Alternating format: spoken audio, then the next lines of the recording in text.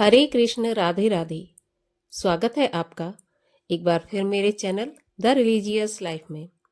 कान्हा जी की कृपा आप पर और आपके परिवार पर हमेशा बनी रहे। दोस्तों, आज की वीडियो में हम बात करेंगे एकादशी के व्रत में चावल क्यों नहीं खाना चाहिए, एकादशी के व्रत में चावल खाने से मना क्यों किया जाता है। इसी के बारे में हम आज की वीडियो में चर्चा करेंगे। तो वीडियो शुरू करने से पहले आपसे अनुरोध है कि अगर अभी तक आपने चैनल को सब्सक्राइब नहीं किया है तो कृपया चैनल को सब्सक्राइब कर लें। वीडियो अच्छा लगे तो वीडियो को लाइक कर दें और कमेंट बॉक्स में ओम नमो भगवते वासुदेवाय लिखना ना भूलें। तो चलिए अब हम शुरू करते हैं वीडियो। तो देखिए, सनातन धर्म में एकादशी का व्रत बहुत महत्वपूर्ण और उच्च कोटि का व्रत माना जाता है। सभी व्रतों में सर्वश्रेष्ठ एकादशी का व्रत माना जाता है और शास्त्रों के अनुसार 5 साल की उम्र से लेकर और जितनी उम्र तक बन सके एकादशी का व्रत सभी हिंदुओं को, सभी सनातनियों को करना चाहिए। भगवान श्री हरि विष्णु को अति प्रिय है एकादशी का व्रत और इसके अलावा भगवान श्री हरि की विष्णु से ही एकादशी माता का प्रादुर्भाव हुआ था। इसलिए ये व्रत सर्वश्रेष्ठ माना जाता है, मोक्षदायक माना जाता है और इस संसार में रहते हुए भी संसार की मोह माया से दूर रखता है एकादशी का व्रत।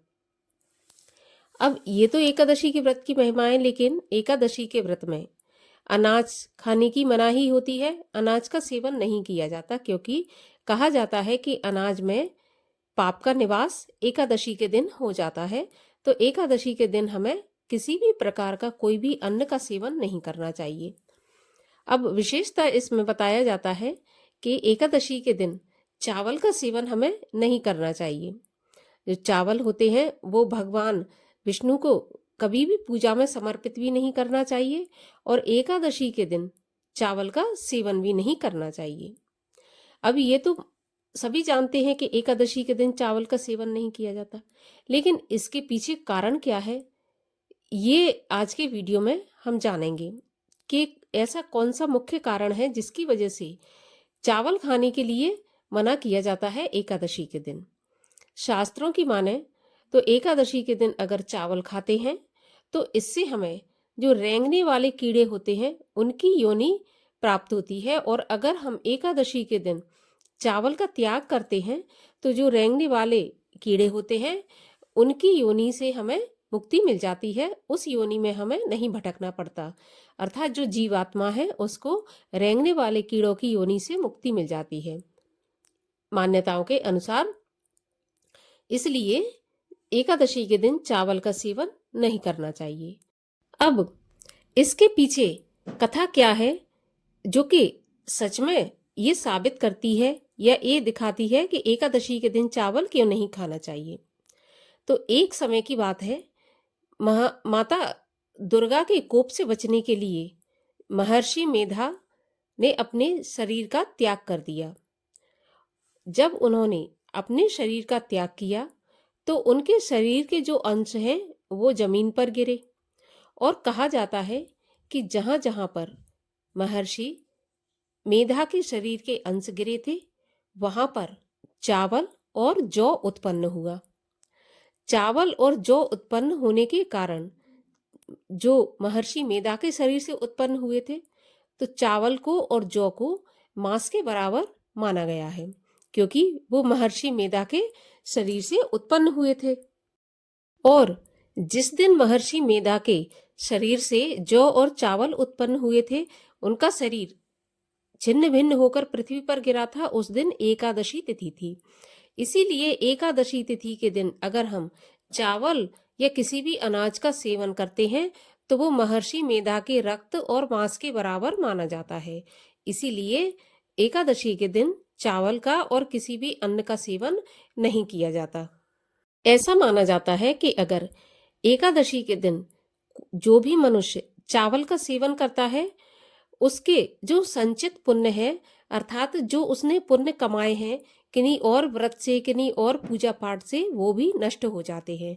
तो एकादशी के दिन चावल का सेवन बिल्कुल भी नहीं करना चाहिए। और इसके पीछे यही कारण है जो कि 99% लोग नहीं जानते कि मुख्य कारण क्या है। मुख्य कारण यही है कि एकादशी का व्रत शुद्ध एवं सात्विक व्रत है और महर्षि मेधा के मांस और रक्त के बराबर ये चावल माना जाता है एकादशी के दिन, इसलिए इसका सेवन नहीं किया जाता।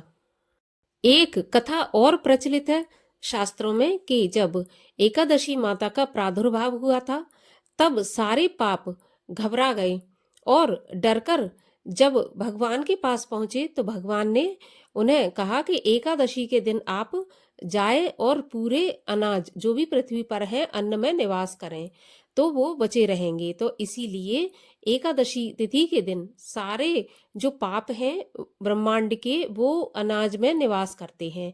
तो अगर हम एकादशी के दिन किसी भी अन्न का सेवन करते हैं तो वो अन्न खाने से जो सारे पाप हैं, यहाँ तक कि ब्रह्म हत्या का जो पाप है महान, वो भी हमारे खाते में जुड़ जाता है, हमारे ऊपर चढ़ जाता है। तो इसीलिए एकादशी के दिन चावल और किसी भी प्रकार का अन्न खाना वर्जित माना गया है।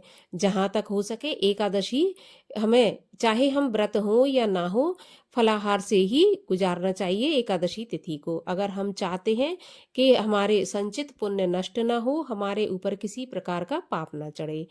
तो उम्मीद करती हूँ कि ये जानकारी आपको अच्छी लगी होगी। अगर अच्छी लगी हो तो ऐसी ही और जानकारी के लिए चैनल को सब्सक्राइब कर लें। वीडियो आज का अच्छा लगा लाइक कर दें और ज़्यादा से ज़्यादा इस वीडियो को शेयर कर दें जिससे औरों को भी ये जानकारी मिल सके। तो चलिए अब मैं मिलती हूँ आपसे अगले वीडियो में किसी और जानकारी के साथ, किसी और उपाय के साथ। तब तक के लिए हरे कृष्ण।